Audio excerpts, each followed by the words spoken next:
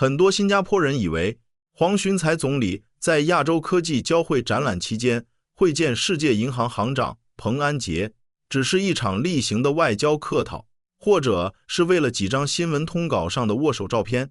但如果你真正看透了当前大国博弈的底层逻辑与全球贸易碎片化的残酷现实，就会明白，这其实是新加坡为了保住未来几十年核心竞争力所进行的一次关键战略升级。过去我们引以为傲的是作为东西方桥梁和全球资金避风港，但在地缘政治动荡、逆全球化汹涌的今天，单纯依赖避风港标签已不足以保护我们。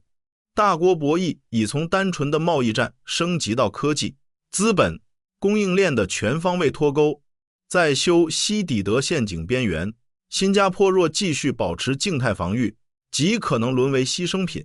为什么我们必须在此刻进行战略转向？先来看看身边正在发生的变化是如何悄无声息地影响我们每个人的。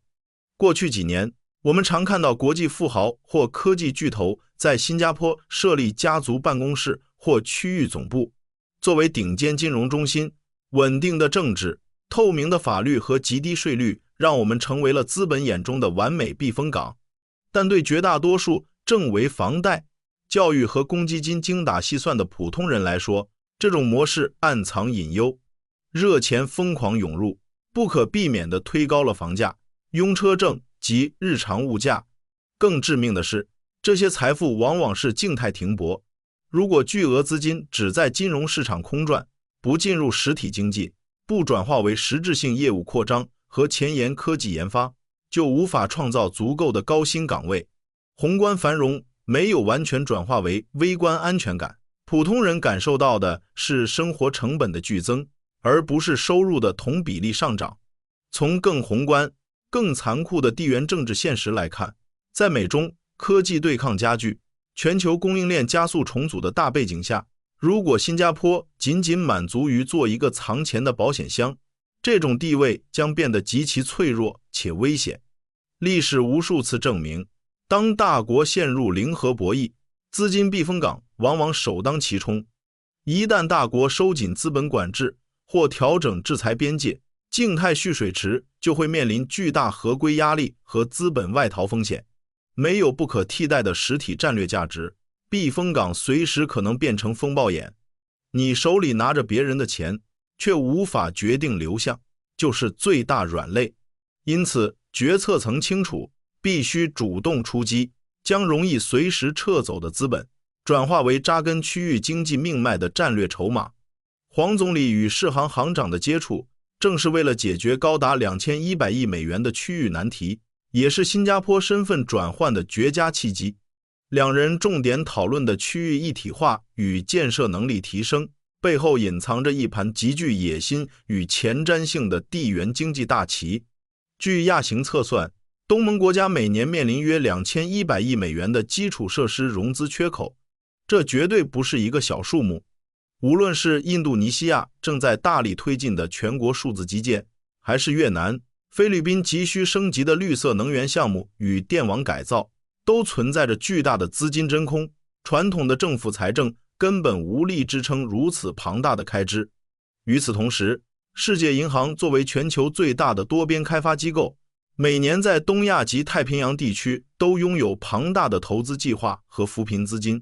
但他们也面临痛点，急需一个高效透明、具备顶尖金融基建且政治绝对中立的跳板，来安全精准调配资源并吸引私人资本。新加坡极其精准地抓住了这个供需错位。我们的战略意图非常清晰，要从被动的资金蓄水池彻底升级为主动的资本路由器和区域金融大脑。世行选择扩大在新加坡的区域中心，绝对是对我们国家级金融基建和专业服务能力的最高信任投票。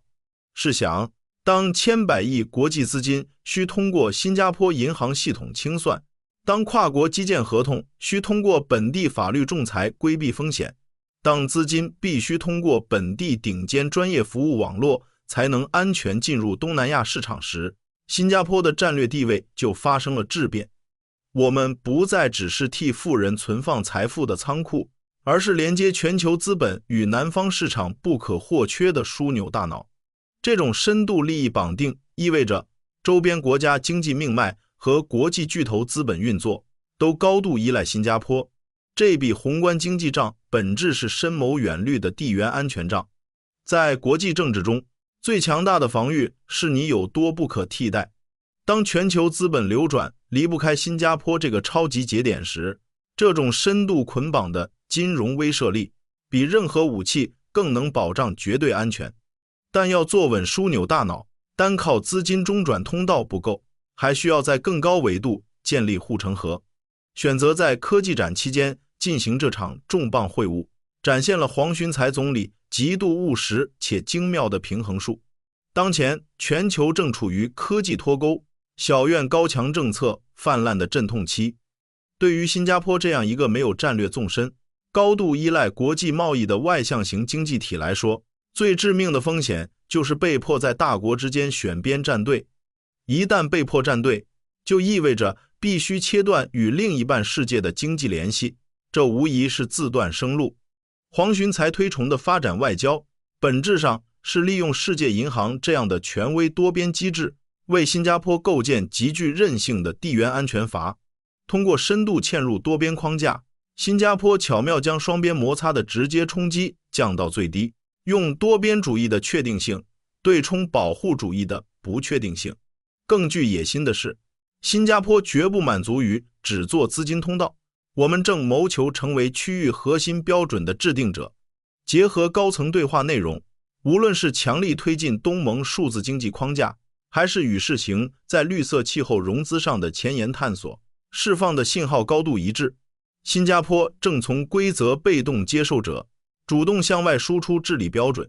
在未来区域经济洗牌中，谁掌握了数据跨境规则，谁确立了碳交易评估标准，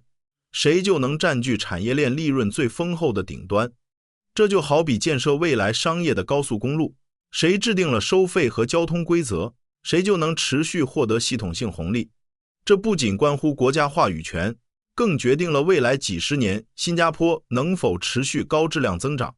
对处于职业黄金期、肩负家庭重担的普通人来说，国家能否成功转型为规则制定者，直接关系饭碗。只有成为绿色金融、数字经济的规则中心，跨国企业才会把最高端部门设在这里。这是我们未来保有高薪就业机会，确保公积金持续增值的底层逻辑。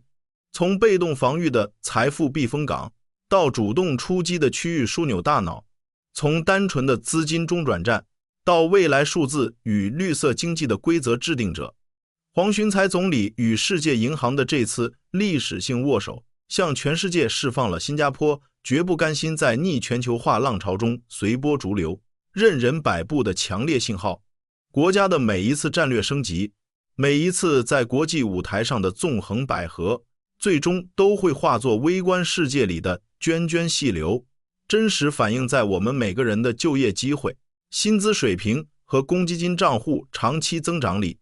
面对日益复杂的国际局势，你认为新加坡这种以攻为守的发展外交能带领我们在大国博弈中成功突围吗？